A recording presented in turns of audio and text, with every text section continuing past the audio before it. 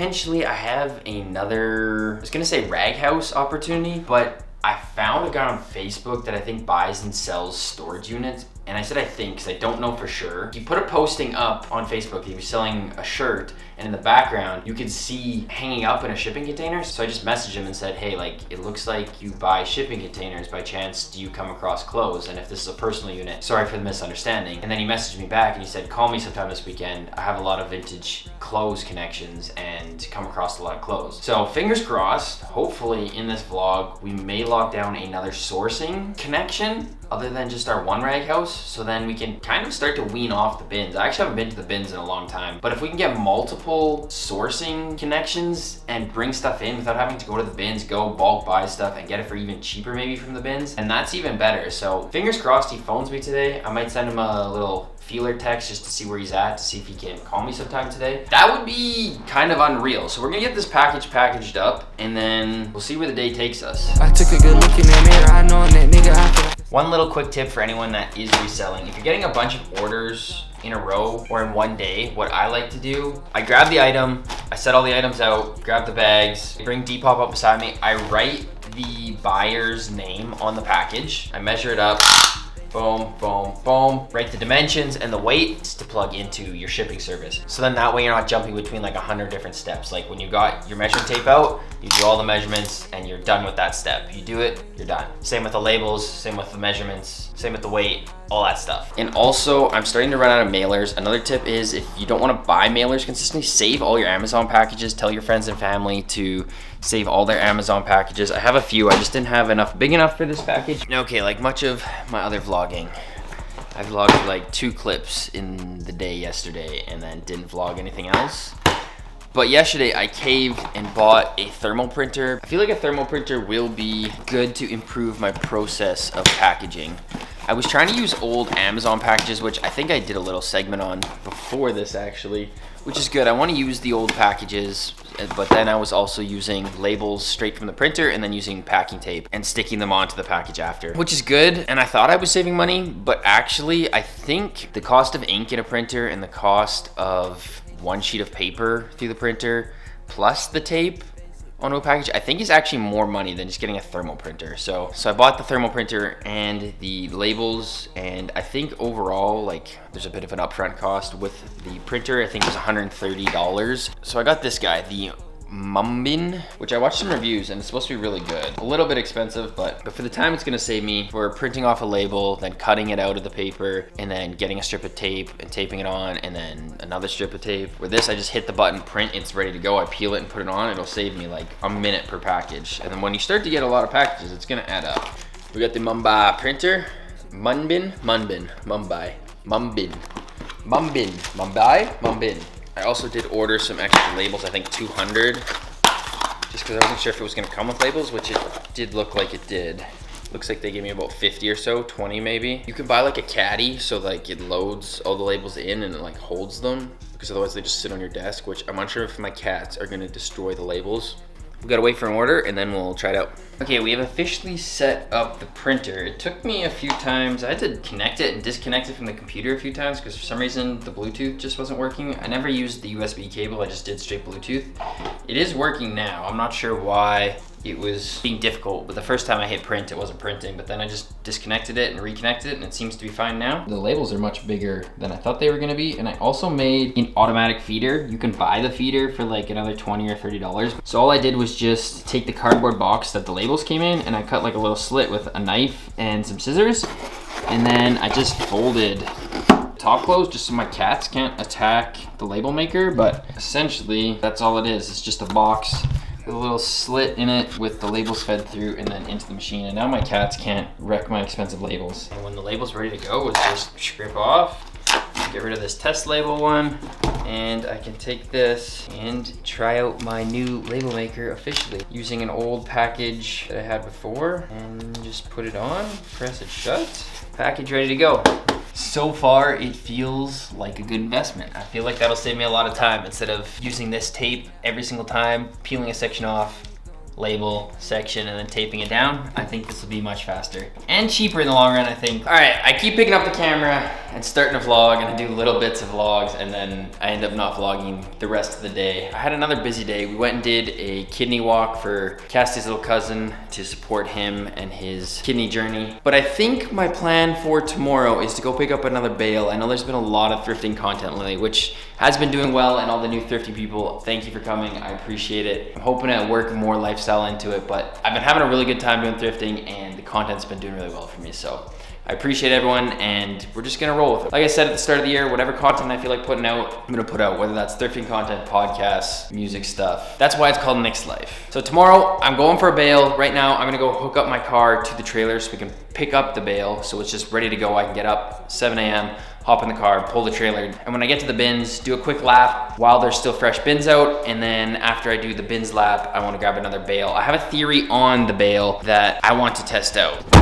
So the first bale I bought kind of with the same methodology. I went first thing in the morning and I bought it before the floor items or the floor bins had changed. And since then, I've bought a second bale, and I didn't really film much of the content because I wasn't expecting the first bale videos to do very well. So I just kind of skipped that. I made the content, and then by the time I put the content out, I was already through my second bale, and I should have filmed it, but I was just in my head about filming this stuff, and I just assumed no one was gonna actually watch it. And it turns out it went crazy for me, and it did really well. So this third bale, we're gonna do some bale break videos, vlogs. However, my theory for the second bale is I went later in the afternoon and I bought it, and before I bought it, I did a quick lap in the bins, and I noticed some items from the floor that ended up in the bale I bought. So buy the bale before they refresh the bins, so that hopefully none of the floor stuff gets put into my bale, and the bale that I do grab is just a banger bale, and it's all fresh, good stuff. So that's the idea and the plan for tomorrow. Next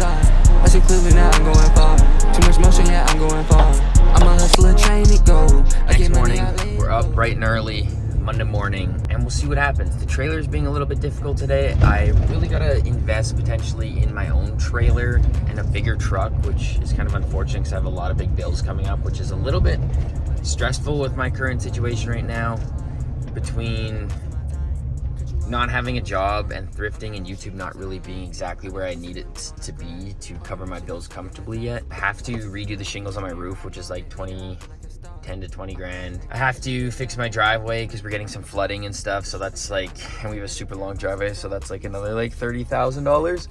And I don't think it's really in the cards right now to go out and buy a car and a trailer, although it would be very nice for thrifting and picking up these bales, because Big Blue here is not, he's a truck, but he's not a big boy, and he really struggles pulling the trailer even when it's empty. So, and then on the flip of that, because my truck is so low and the trailer's so big, I have a hard time backing it up onto my driveway because it bottoms out. So the investment of a new truck and trailer would be highly valuable at this point, but I don't think I can justify buying a $70,000 truck and trailer right now. So we're gonna make do with what we can, and hopefully we can get YouTube and thrifting off and going, and we can start making some serious money at this and start chipping away at some of my bills. So like, comment, subscribe. We're trying to get monetized hopefully soon. I think we need 1,000 subs, and we've been killing it. We're coming up on 300 very quickly here, so I appreciate y'all. Shorty acting like Tim, she don't understand, she don't get away from me.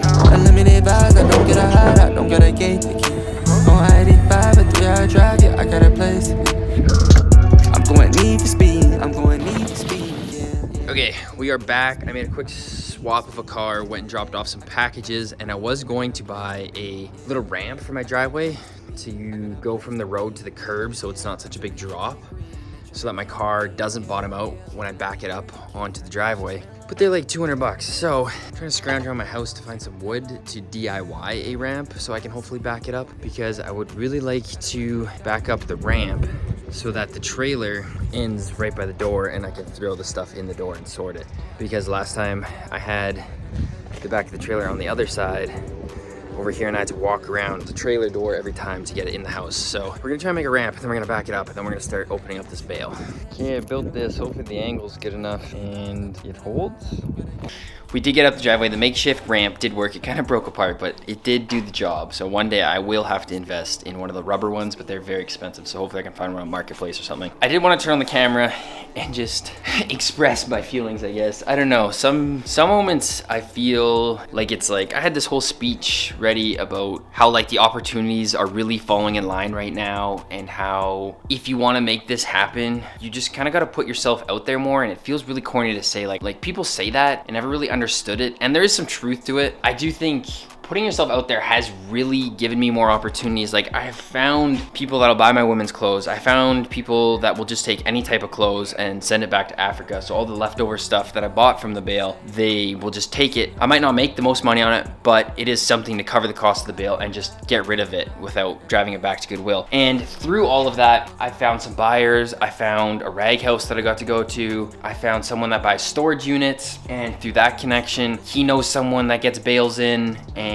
gets vintage clothing from Japan and sorts it and sells it in his store, it sounds like, but he was gonna hook me up with that connection. So like really trying to put yourself out there has been working and been helping me. And like it sounds corny to say, but like I see it now. Like before I always thought like I was doing enough and I was trying hard enough and like I was putting myself out there, but like the difference between putting yourself out there and not actually putting yourself out there is like just taking a little bit of risk. Like calculated risk, I guess. Like don't put yourself in a hole. But like I wasn't sure about these bales, and I'm still really unsure about them, but there's not enough risk that I'm really gonna do damage to myself or lose a lot of money. Like I've been able to pay off all the bales so far. This is my third one, still make profit on them.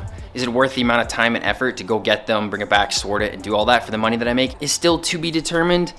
In a way, YouTube has been popping off for like the bale videos and stuff, so like that has really made it worth it in a way, regardless if I win or lose on the money aspect of it. But in my inspirational speech of all the blessings and opportunities that have come from the start of losing my job and starting to thrift more and grabbing these bales, it's been really up and down as well. Like I feel like I've had connections where people said they'll come pick up the extras, no questions asked, and then the next time that guy showed up, he didn't want any of it because he said the quality wasn't good.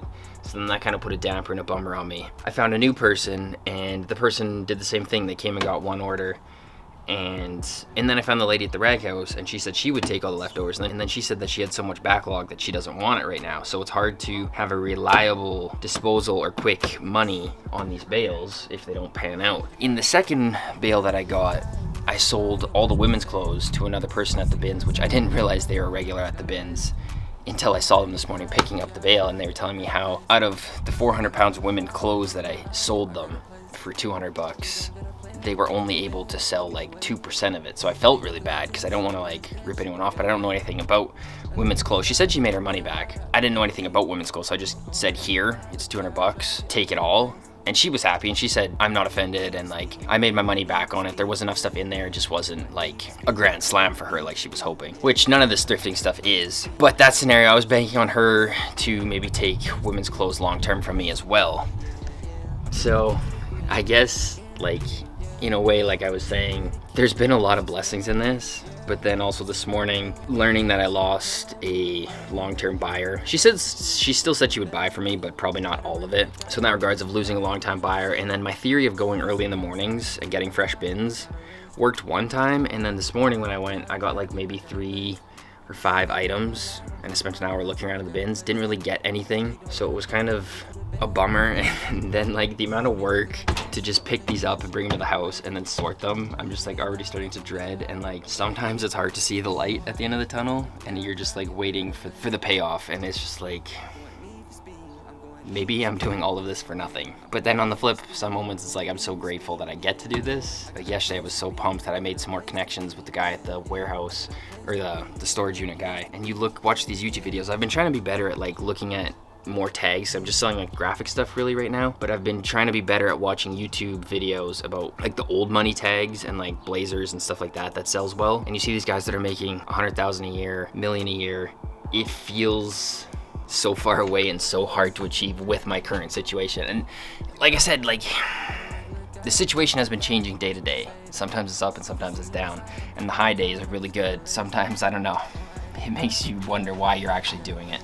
I have all these boxes from the other bales that come on the end just to hold the clothes. Hopefully these are sturdy enough, but I'm gonna make them into boxes and then sort them right off the bat off the trailer, and just have a women's box, kids, and maybe break it up even further into like women's tops, women's bottoms. Because I still do have some people that will come pick up the clothes despite my last clip. I might not get as much as I want for them. They said they'd pay me more if I sort them better. I'm just still unsure if it's worth the time to sort them more thoroughly for what they're gonna pay me. It's not all hopes are lost. There's still a lot of opportunity there, so we shall see. It does seem to be a large community that just looks for any type of clothing, more specifically t-shirts and jeans, to send back to family or stores in Africa, and they don't care too much about the brand names. They just want it in good shape, unstained. You're not making a ton of money on it, so I don't know if this is gonna be like a long-term play like I was hoping, but like I said, it is a good way to just get rid of it. But I have been finding posting the pictures of the large piles of clothes on Facebook attracts this community that buys and sells to Africa. Maybe people don't do it in your community, but it seems to be a pretty big thing. I've came across 3 or 4 different buyers that do the same thing. Day 2 from the Bale. We now have everything off the trailer. As you can see, everything is out. This is very bright. That's everything I'm keeping. Plus all of this. Some of it I need to go through. I kept extra stuff to Google Lens and sell to other resellers, so not all entirely Depop or eBay items for myself. And then we got everything pretty much organized. We got rags, we got mixed pants. I didn't have enough to do like men's and women's, it's mainly women's. Mixed shorts, men's tees, yada yada, throws, dress wear, hoodies, jeans, higher grade kids clothes, lower grade kids clothes, blankets, curtains, yada yada. So now I want to go around and weigh each box and write on each box how much it weighs and what's in it. So then when the bulk buyer from Africa shows up, there's no arguing of like what's in it, what's not, what type of stuff, not sorted enough. There might be like the odd thing that slips through the cracks with like a small stain, but there should be nothing with stains, nothing with holes. It should be perfect for them. So I'm expecting $3 a pound, at least for like the t-shirts. Jeans, maybe even $4 a pound. And the shorts and like the summer clothes will be higher grade. Jackets, they're probably not gonna want. Blankets, they seem very interested in, so maybe like $1 a pound for those or something. But I'm gonna like weigh all the boxes and then write on my whiteboard kind of roughly what I want. And then I can stick to that while they're here and have something to negotiate and start from for negotiation. And then we'll see if this method is gonna make me substantially more money. The first bale, I took my stuff, probably got like $1,000 or $1,500 worth of things in it. And then I sold all the extras, probably like 800 pounds for like 200 bucks. And then the second bale, I sold the women's pile for 200 bucks, the men's pile for like 100, and the kids pile for like 100. So I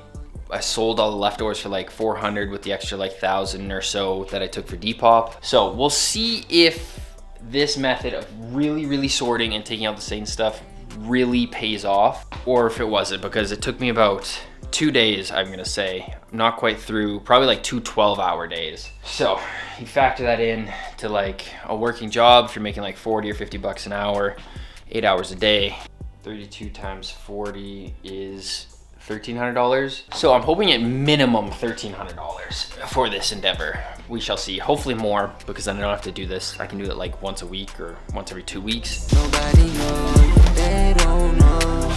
Nobody knows, they don't know. This is roughly what I got from the weight. Between all the women's stuff, we have 235 pounds mixed.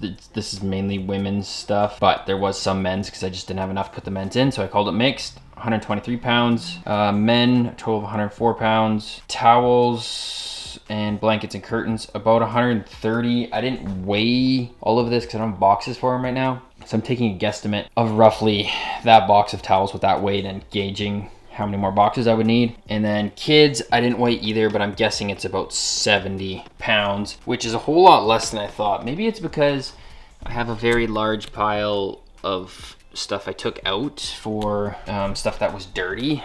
About 100 pounds here of stuff that I'm keeping, which might also, some of it might also go back, and then probably another 100 pounds outside that I want to keep as well still. So this is a whole lot less than how much weight I thought I was gonna have, because that's the total weight about.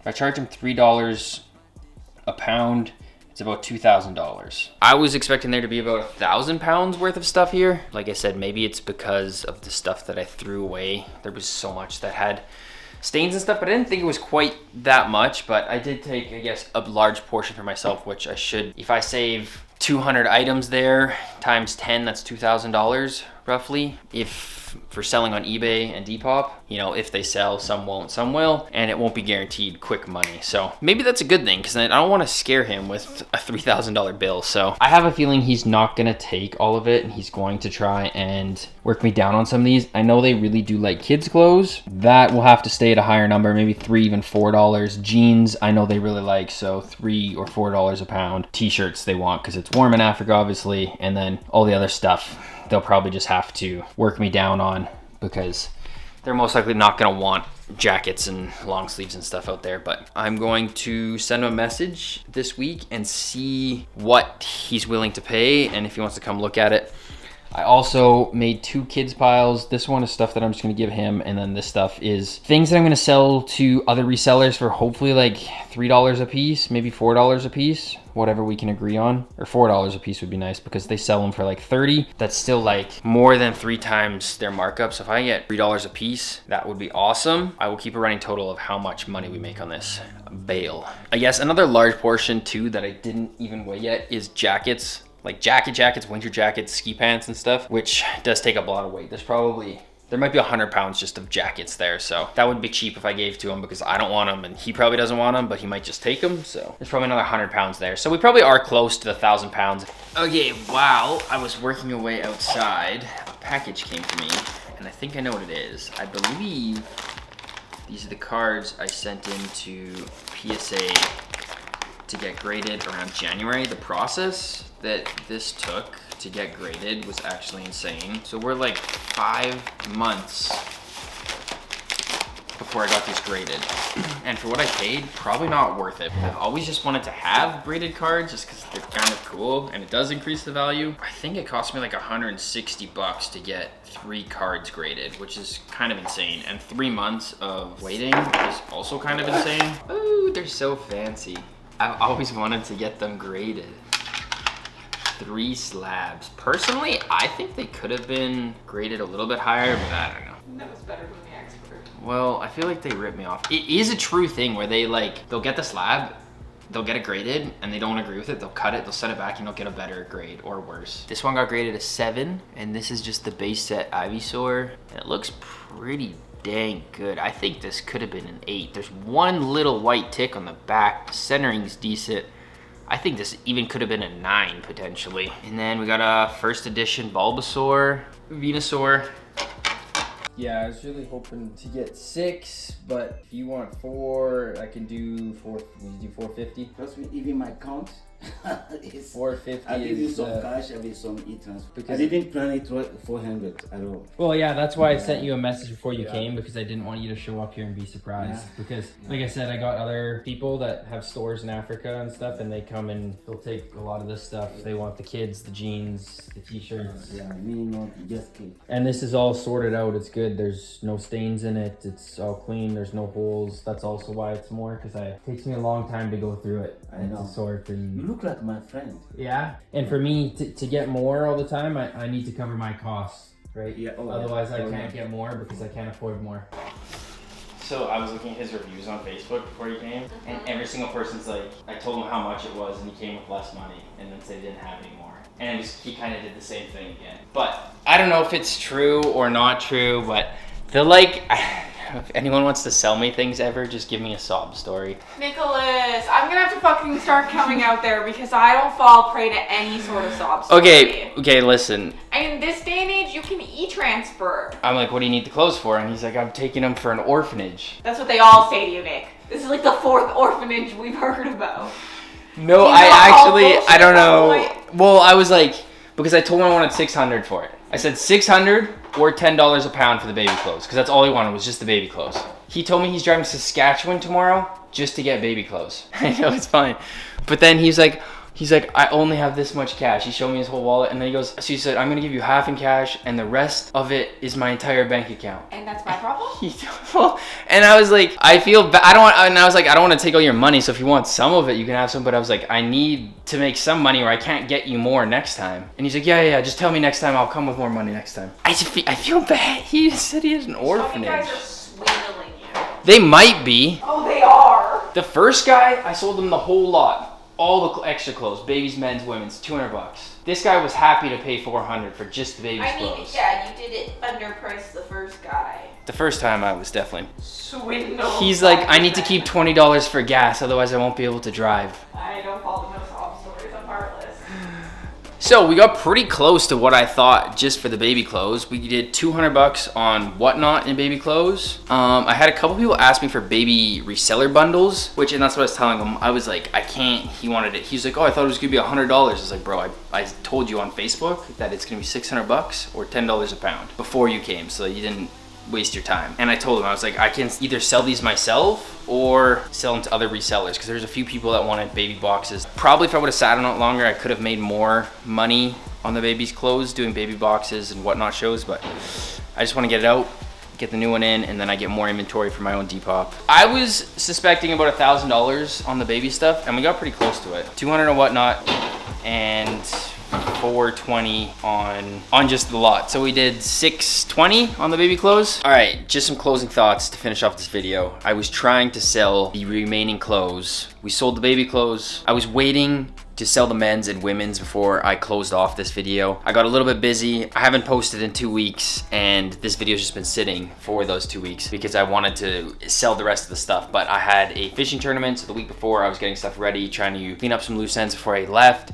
And then the week after that, I was gone on a fishing tournament, which we did not do that good in, but I will get into that probably on my next vlog. However, I really wanted to sell everything else before we closed on this video. I was hoping to sell a bale every week or 2 weeks or even a month to see exactly how much we make off of one bale. Pretty much what you saw last is where I'm at with my standings of money on one bale. Obviously, we sold some stuff on Depop, but the men's and women's stuff is still sitting there. I've had a lot of interest, a lot of people saying they're gonna come pick it up, but a lot of people have been super flaky. They said they're gonna come pick it up. Some people want to pay $2. Some people say they'll pay $3 a pound. Some people say they'll only pay $1 a pound. And every time someone says they're gonna show up, they don't. So I'm kind of leaning towards this stuff won't sell at all. So my hopes and dreams of being able to sell a bale a week or 2 weeks or even a month may not happen. It may just be get a bale, sell my Depop stuff, make about $700 to $1,000 on my Depop stuff, maybe sell the kids' clothes because that seems to do okay. But the extra stuff is really hit or miss on the men's and women's. So is it worth buying a bale, and can I make as much money as I thought? Maybe if I sit on it, probably not. Maybe I just need to build up my clientele. But in terms of getting this bale, the extra stuff has been sitting at my house for probably a month and a half now. So maybe it will sell eventually, but the quick turnover that I wanted to have is not as quick as I thought it was going to be. Keep that with a grain of salt. This probably isn't the quick turnaround time, fast money like I thought it was gonna be. And a caveat to that, it's not even fast money because there's a lot of time